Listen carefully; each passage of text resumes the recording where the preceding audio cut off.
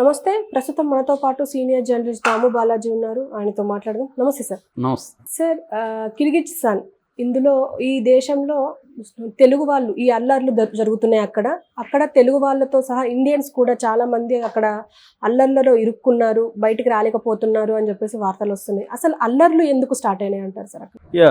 దానికి ముందు కొద్దిగా మనం ఆ బ్యాక్గ్రౌండ్ చూద్దాం. కిర్గిజిస్తాన్ అనేది సెంట్రల్ ఏషియా అంటారు, మధ్య ఆసియా. సో ఈ సెంట్రల్ ఏషియాలో మొత్తం 5 దేశాలు ఉంటాయన్నమాట. ఒకటి వచ్చి Kyrgyzstan and Kazakhstan, Tajikistan and Turkmenistan and Uzbekistan. ఈ 5 దేశాలలో ఈ కిర్గిజిస్తాన్ ఒకటి. ఇది ఇంతకుముందు 91 వరకు కూడా యుఎస్ఎస్ఆర్ అని ఉండేది, United states of Soviet union. So అప్పుడు సోవియట్ యూనియన్ అని సింపుల్గా అంటారు. దాంట్లో భాగంగా అనేక దేశాలు ఉన్నాయి. తర్వాత 91 ఆగస్టు 31న ఇది సపరేట్గా ఇండిపెండెంట్ కంట్రీగా అయిపోయింది. ఇది ల్యాండ్ లాక్డ్ కంట్రీ అంటారు. అంటే చుట్టుపక్కల కూడా నలువైపులా కూడా ల్యాండే ఉంటుంది, సముద్రం ఏమి ఉండదు. ఇది ఒక పక్క Kazakhstan, Uzbekistan and Tajikistan and China 4 దేశాల బార్డర్ ఉంటుంది. మొత్తంగా 70 లక్షల పాపులేషన్. దీనికి రాజధాని వచ్చి బిష్కెక్ అంటారు. అందులో 10 లక్షల పాపులేషన్ ఉంటుంది. సో ఈ దేశంలో మెడికల్ ఫెసిలిటీస్ బాగుంటాయి అన్నమాట, అంటే ఎడ్యుకేషన్ పరంగా. అంటే ఈ మొత్తం 5 దేశాలలో కూడా ఇంటర్నేషనల్ స్టూడెంట్స్ ఎక్కువగా ఈ దేశంకి వెళ్ళి చదువుకుంటారు, ఈ కిర్గిజిస్తాన్కి. ఇందులో దాదాపు 60,000 మంది పైన ఇంటర్నేషనల్ స్టూడెంట్స్ ఉన్నారు. అందులో ఇండియన్స్ వివిధ రాష్ట్రాల నుంచి 15,000 మంది అక్కడ ఉన్నారు. మామూలుగానే సోవియట్ యూనియన్ ఉన్నప్పుడు కూడా ఆ రష్యన్ కంట్రీస్లో, సోవియట్ యూనియన్ కంట్రీస్లో ఎక్కువ మంది మనవాళ్ళు చదువుకునేవాళ్ళు. అప్పట్లో ఏంటంటే కమ్యూనిస్ట్ పార్టీల పిల్లలు ఎక్కువగా, మా క్లాస్మేట్స్ కూడా అక్కడ చదువుకున్నారు మెడికల్, అక్కడికి వెళ్ళేవాళ్ళు. ఇప్పుడు కూడా అమెరికా వెళ్ళలేని వాళ్ళు మన దేశం నుంచి ఎక్కువగా జార్జియా, ఉక్రెయిన్, తర్వాత రష్యా, బంగ్లాదేశ్, కిర్గిజిస్తాన్ ఈ దేశాలకు వెళ్తుంటారనమాట. ఎందుకంటే 2 కారణాలు. ఒకటేమో క్వాలిటీ ఆఫ్ ఎడ్యుకేషన్ ఇంటర్నేషనల్ స్టాండర్డ్స్లో ఉంటుంది ఈ దేశాల్లో. రెండోది ఇంటర్నేషనల్గా ఈ డిగ్రీస్ని అన్ని దేశాలు కూడా రికగ్నైజ్ చేస్తాయి. ఎక్కడైనా ఈ డిగ్రీ ఉంటే మనం ప్రపంచంలో ఎక్కడైనా కూడా మెడికల్ ప్రాక్టీస్ చేయొచ్చు. సో WHO కూడా దీన్ని రికగ్నైజ్ చేసింది. కిర్గిజిస్తాన్కి కూడా క్వాలిటీ ఎడ్యుకేషన్ ఉంది. రెండవ అంశం అఫోర్డబిలిటీ. ట్యూషన్ ఫీజులు ఇవన్నీ తక్కువ ఉంటాయన్నమాట. ఇప్పుడు అమెరికా లాంటి దేశాల్లోకి వెళ్ళాలంటే కాస్ట్లీ ఉంటుంది. సో దానికి ఆల్టర్నేటివ్గా మన వాళ్ళు ఎక్కువగా ఉక్రెయిన్, జార్జియా, కిర్గిజిస్తాన్ ఇలా వెళ్తున్నారు. సో అలాగా మన వాళ్ళు 15,000 ఉన్నారు. మన వాళ్ళు కాకుండా పాకిస్తాను, బంగ్లాదేశ్, ఈజిప్షియన్స్ వీళ్ళు కూడా అక్కడ ఉండారన్నమాట. సో ఈ నేపథ్యంలో మామూలుగా మన వాళ్ళంతా ఎక్కువ భాగం అక్కడ మెడికల్ కాలేజెస్ అనుబంధంగా హాస్టల్స్ ఉంటాయి, అక్కడ ఉంటున్నారు. కొంత ప్రైవేట్ హాస్టల్స్ కూడా కాలేజెస్కి దగ్గరలోనే ఈ స్టూడెంట్స్ అందరికీ ప్రొవైడ్ చేయలేరు కాబట్టి హాస్టల్స్. రెండోది కొంతమంది ప్రైవేట్ హాస్టల్లో ఉండడానికి ఇష్టపడతారు కాబట్టి అటువంటి హాస్టల్స్ కూడా ఉన్నాయి. సో ఇది నేపథ్యం అనమాట.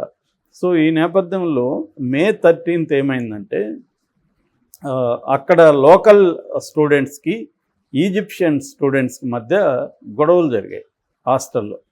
ఒకే హాస్టల్లో ఉంటున్నారు. మామూలుగా హాస్టల్లో ఒక్కోసారి గొడవలు పిల్లల మధ్య జరుగుతుంటాయి ఏదో కారణం. అలా జరిగింది. దాన్ని ఎవరో వీడియో తీసి వైరల్ చేస్తారు సోషల్ మీడియాలో. సో చేస్తే దాంట్లో ఈ ఈజిప్షియన్ స్టూడెంట్స్ కిర్గిజిస్తాన్ స్టూడెంట్స్ని కొడుతున్నట్టుగా ఉంది. దాని మీద పోలీసులు చర్యలు తీసుకోవట్లేదని ఆ స్టూడెంట్స్ ఆ వీడియోలో మాట్లాడారు. దీంతో ఒక్కసారిగా అక్కడున్న స్టూడెంట్స్కి లేకపోతే లోకల్స్కి అందరికి కోపం వచ్చింది. అంటే మన దేశంలో వాళ్ళు వచ్చి చదువుకుంటున్నారు, సో వాళ్ళు మనల్ని కొడితే మన గవర్నమెంట్ పట్టించుకోవట్లేదు అన్న ఒక ఆగ్రహంతో వాళ్ళు వీధుల్లోకి కొన్ని వందల మంది వచ్చి ధర్నాలు, ఊరేగింపుల్లాగా చేయడం చేశారు. ఆ దాంట్లో కొంతమంది మాబ్ అన్రూలీగా మారిపోయి ఈ పాకిస్తాను, బంగ్లాదేశ్, ఇండియన్ స్టూడెంట్స్ ఉన్న హాస్టల్ మీద దాడి చేసి కొట్టడం, అమ్మాయిల్ని అబ్యూజ్ చేయడం సెక్సువల్గా ఇవన్నీ చేశారు. అందులో 6 మంది చనిపోయారని ఒక వార్త అయితే వస్తుంది. అందులో ఒక స్టూడెంటు అక్కడ వీడియో ఒకటి రిలీజ్ చేశారు. ఆ వీడియోలో 6 మంది చనిపోయినారు అంటున్నారు, కానీ ఏ దేశం వాళ్ళు చనిపోయినారు స్పెసిఫిక్గా చెప్పలేదు. కొంత సమాచారం పాకిస్తాన్ వాళ్ళు చనిపోయారని ఒకటి వస్తుంది. కానీ పాకిస్తాన్ గవర్నమెంట్, ముఖ్యంగా ప్రధానమంత్రి షాబాజ్ షరీఫ్, ఆయన స్టేట్మెంట్ ఇచ్చాడు. మాకైతే అఫిషియల్గా అక్కడ మా ఎంబసీ ఉంది కిర్గిజిస్తాన్లో, మా ఎంబసీ దీని మీద మానిటరింగ్ చేస్తుంది, బట్ మా ఎంబసీ ప్రకారం ఎవరు చనిపోలేదు అనేది ఆయన చెప్తున్నారు. అట్లాగే ఇండియన్ ఎంబసీ కూడా అక్కడ టచ్లోకి వెళ్ళింది. వాళ్ళు ఒక దాని ఏమంటారు టోల్ ఫ్రీ నెంబర్ కూడా ఇచ్చారు, 24/7 ఎప్పుడైనా కాల్ చేయొచ్చు ఆ నెంబర్కి. సో అట్లాగే మన ఫారెన్ అఫైర్స్ మినిస్టర్ జయశంకర్ కూడా ప్రకటన ఇచ్చారు.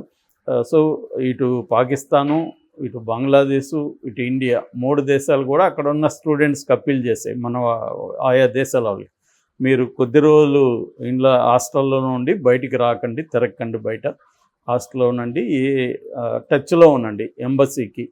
ఆల్రెడీ ఎంబసీ అక్కడ గవర్నమెంట్తో కూడా టచ్లోకి వెళ్ళింది మన Indian government. So Indian students కూడా ఎటువంటి ఇబ్బంది లేకుండా మేము చూస్తామని చెప్పారు. వాళ్ళకి ప్రధానంగా ఏంటంటే బయటికి రానప్పుడు వాళ్ళకి ఫుడ్ అది అక్కడ హాస్టల్లో ఉందా లేదా ఇవన్నీ కూడా అక్కడ ఎంబసీ ఫాలోఅప్ చేస్తుంది. సో ఇది ఒక చిన్న గొడవగా స్టార్ట్ అయ్యి పెద్ద గొడవ అయిపోయినట్టుగా మనకు అర్థమవుతుంది. దీనివల్ల మన 2 దేశాల మధ్య సంబంధాలు కూడా చెడిపోయే అవకాశం ఉంది. బట్ ఇటువంటి అనేక క్రైసిస్ని మోడీ గవర్నమెంట్ ఈ మధ్య సమర్థవంతంగానే డీల్ చేస్తుంది. లేటెస్ట్గా ఇరాన్తో క్రైసిస్ని కూడా డీల్ చేసింది. దానివల్ల అమెరికాతో కూడా మనకి కొంత ఇబ్బందులు వచ్చాయి. అమెరికా కూడా ఒక రకమైన వార్నింగ్ ఇచ్చింది, మేము ఇరాన్తో మీరు ఏ రకమైన ఒప్పందాలకు వెళ్ళినా కూడా మేము మీకు సంబంధించి కూడా ట్రేడ్ ఆంక్షలు విధిస్తామని. కానీ అమెరికా అంత సీన్ లేదు ఇప్పుడు, ట్రేడ్ ఆంక్షలు ఇండియాకి విధించేంత సీన్ లేదు. ఎందుకంటే అనేక అమెరికా కంపెనీలు ఇండియా మీద ఆధారపడి వ్యాపారం చేస్తున్నాయి. ఎందుకంటే వాళ్ళకి చైనా, ఇండియానే 2 పెద్ద మార్కెట్లు. చైనాతో వాళ్ళకి ఇబ్బందులు ఉన్నాయి. ఈ మధ్యనే చైనాకు సంబంధించిన కొన్ని వస్తువుల మీద కూడా అమెరికా దిగుమతి సుంకాన్ని పెంచింది. అంటే అటువంటి కాంటెక్స్లో వాళ్ళు ఏంటంటే ఒక బెదిరింపు ధోరణి చూపిస్తున్నారు. ఎందుకంటే ఇరాన్తో వాళ్ళకి ప్రాబ్లమ్స్ ఉన్నాయి కాబట్టి అమెరికాకి. అలాగా ఇప్పుడు కిర్గిజిస్తాన్కి సంబంధించి కూడా అక్కడ గవర్నమెంట్ అయితే ఏం తప్పులేదు కాబట్టి ఇండియన్ ఎంబసీ అక్కడ వాళ్ళతో టచ్లో ఉన్నారు, వాళ్ళు కూడా కోఆపరేట్ చేస్తున్నారు. కొన్ని అరెస్టులు కూడా చేశారు, మన వాళ్ళ మీద దాడులు చేసిన అరెస్టులు. అయితే ఈ కాంటెక్స్లో తెలుగు వాళ్ళు కూడా కొంత అక్కడ సఫర్ అవుతున్నారు. తణుకు దగ్గర ఉండ్రాజవరం నుంచి సజ్జా శ్రీకాంత్ అనే ఒక అబ్బాయి మీడియాతో కాంటాక్ట్లోకి వచ్చాడు. అలాగే మంచిర్యాల నుంచి నిఖిత అనే అమ్మాయి ఇచ్చింది. కాకినాడ నుంచి దయాన ఒక అబ్బాయి ఇచ్చాడు. రాజమండ్రి, తిరుపతి, హైదరాబాదు ఈ ఏరియాల నుంచి కూడా అక్కడ తెలుగు వాళ్ళు మెడిసిన్ చదువుతున్నారు. సో వాళ్ళ పేరెంట్స్ ఇక్కడ కంగారు పడుతున్నారు, వాళ్ళకి ఏమన్నా జరగచ్చా అది అని. ఆల్రెడీ ఉక్రెయిన్లో కూడా మన స్టూడెంట్స్ ఉంటే చాలామందిని నరేంద్ర మోడీ ప్రభుత్వం తీసుకొచ్చేసింది ఇక్కడికి. వాళ్ళని ఇక్కడే యూనివర్సిటీలో కూడా కంటిన్యూ స్టడీస్ చేయడానికి కూడా పర్మిషన్ ఇచ్చింది.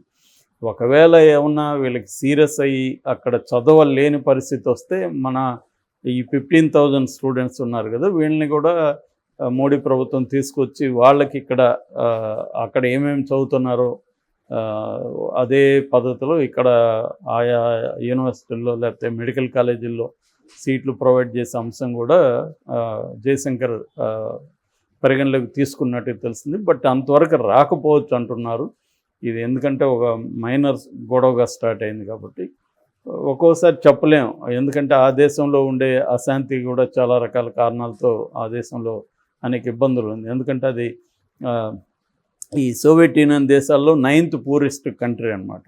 అక్కడ చాలా ఇబ్బందులు ఉన్నాయి. సో ఆ రకంగా ఇదేంటంటే ఫారిన్ స్టూడెంట్స్కి లోకల్ స్టూడెంట్స్ మధ్య గొడవ. సో మన వాళ్ళు కూడా కొంత జాగ్రత్తగా ఉండాల్సిన అవసరం ఉంది. ఎప్పుడైనా మనం వేరే ప్లేస్కి వెళ్ళినప్పుడు లోకల్స్ని హర్ట్ చేసే విధంగా ప్రవర్తించడం అనేది కరెక్ట్ కాదు.